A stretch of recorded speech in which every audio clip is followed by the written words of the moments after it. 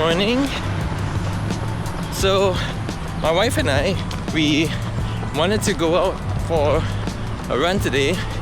Well, I was gonna run and she was gonna go walk, and it started raining pretty early in the morning, around 5 or 6 or so, and so we had to wait a little bit until the weather's all cleared, and then after that we kind of decided that we would still do it. So we came to like a local lake where there's a park and there's like pickleball courts, but yeah, so we're basically just going around here. I'm doing my easy run today.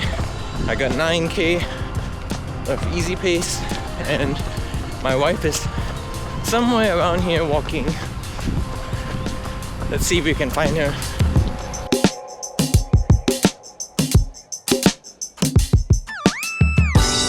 Hello. Bye bye.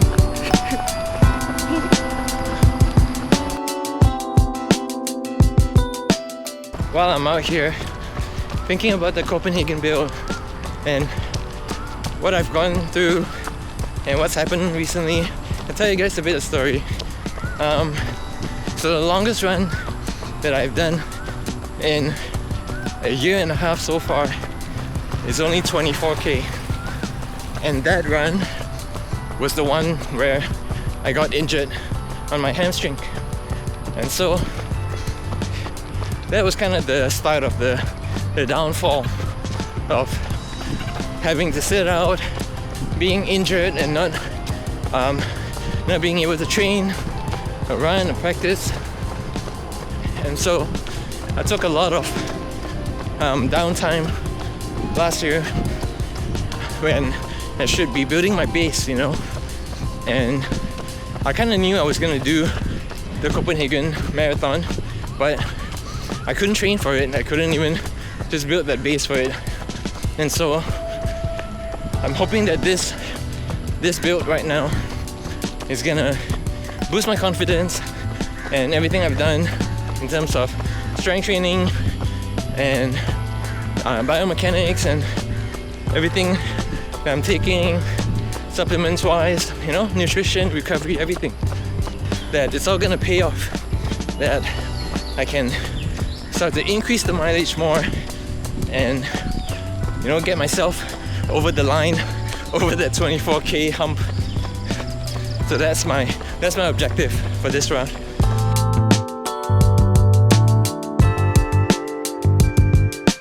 I know it's not gonna be easy as well. I know there will be hard days where I might not be recovering well or training is not going well. You know, you kind of have to expect the unexpected. But I can guarantee you that my motivation and my determination is definitely 100%. I'm gonna make this build the best build ever, even if it's not just for the race, you know, just for myself. I just want to show myself that I can do all these things, and it's things that I've always dreamt of doing, you know. It takes a lot of effort to put so much training and mileage on weeks on end, and you don't know what the result is, right? So I'm trying not to be too result driven, but of course I have a goal as well. I have a time goal as well for the race. And ultimately, what I'm trying to say is that the journey should be the most important thing rather than the destination, because you actually learn a lot from the journey itself, not when you reach the end. And I think this is very true for what I'm doing right now, and I think you guys will find it true as well if you really think about it. Think about all the journeys you've had and how much you have learned from it. So yeah, that's my wisdom for today.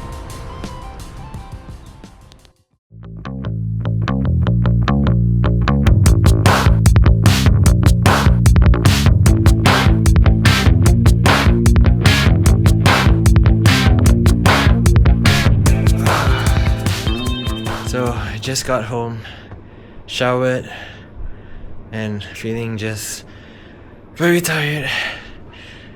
Felt like I haven't had any sleep. Oh, I woke up at 12:30 a.m. today, and oh, it was so early. So basically, the training plan didn't really go to plan. I want the energy to exceed the marathon.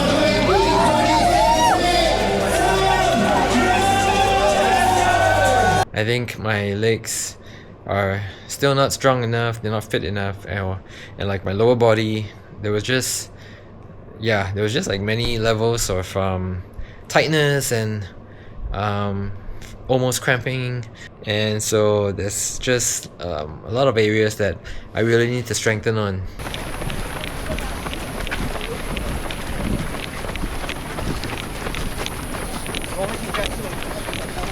Basically today, the plan was to go 5:30 the first 5k, and then next 5k 5 minutes, and then 15k 5:30 again, and then 5 minute all the way to the end, right?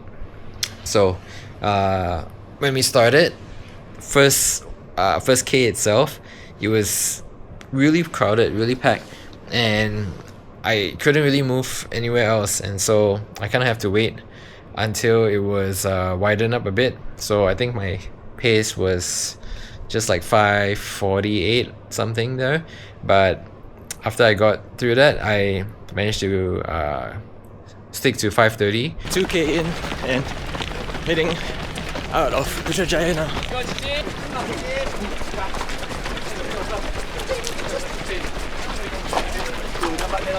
12k in. I'm on pace, but my left calf feels funny, like not in a good way. All the way until the first 5k, and then I got down to 5 minutes. Felt pretty comfortable. 5k down. I'm on 5 minute pace now. Feels okay. So if you haven't run in Putrajaya or Cyberjaya before, you kind of have to be prepared to run a lot of hills up and down. And so I had to slow down a little bit when I go up, but I try to make it up again on the down, try to speed up a bit, maybe hitting around 450-ish, 455. When I hit 10k, all of a sudden my right calf was slowly starting to tighten up, and I know my calves, both of them are weak by themselves, but I never really had a lot of issue with my right. Lately it's just been on my left, but I felt it on my right. It wasn't so bad that I had to stop, but it was definitely playing on my mind, and the hills were not kind of helping as well. I couldn't really stay at the pace that I wanted, and that kind of made me realize that aerobically I think I'm pretty good at hitting the paces and maintaining them if it's like on a flat road, but I'm not so strong mechanically now, and the hills, they kind of expose my weaknesses, and so my right calf was kind of tight, and then 10k down, back to 5:30 pace. My left thigh is feeling tight, not feeling so fit. Was trying to maintain a consistent pace. I didn't know if I could go down to 5 minutes again, because of just how my legs feel. So I took my gels, drank quite a lot of water on the course actually. I was feeling tight now. Oh shit. Everything's tight. The moment when I reached 18k, I was looking at my watch. I knew there was 3k to go, and I was already at 1 hour 40 minutes. I knew I wasn't gonna get a PB, so I just kind of slowed down pretty much to like 6 minutes. I've taken it easy now. I'm not gonna get a PB, but it's okay. So I can just kind of relax and just cruise all the way to the finish. My legs are definitely tightening up. So, okay, smile.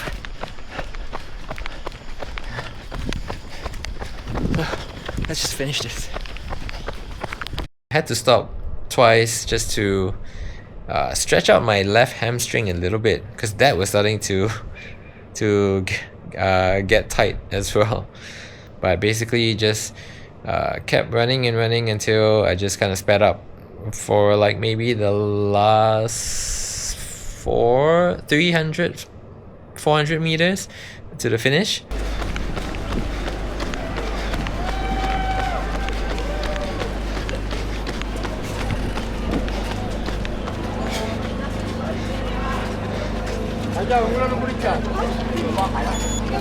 It wasn't a PB race anyway, so it was meant to be a long run that I can stick to this plan that I had. The course itself exposed a lot of weaknesses that I have, which some of them I kind of know already, and so the plan is to get to work on that. I don't want it to be a factor for my marathon, and I definitely don't want to be injured during any time in training as well. So I have to be quite cautious in that aspect. When I'm looking at myself and like other people, I know they say that runners come in all shapes and sizes, and I sometimes wonder if I'm actually in that right frame, because I don't think I'm the fastest runner. I don't think I'm the most elegant runner. I don't think I'm the most powerful runner as well. I'm kind of like in the middle of all of those, and so I have some flaws that I really need to work on. And I'm not a talented runner. I wasn't born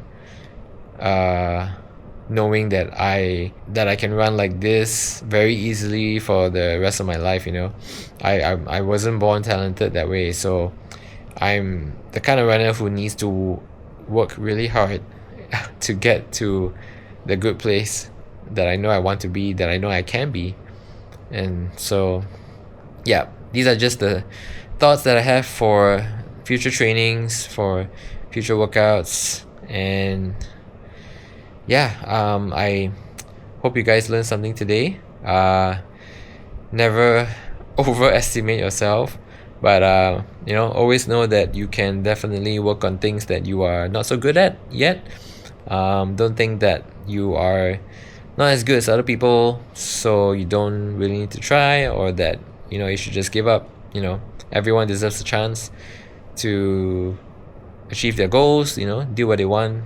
So keep at it, and keep putting in the hard work, and I'm sure the reward will come pretty soon. So yeah, that's just the vlog for this week. Hope you guys like it, and please feel free to share as well, like and subscribe. Please follow my channel for more updates for this Chasing Copenhagen series, and I will see you guys for the next one.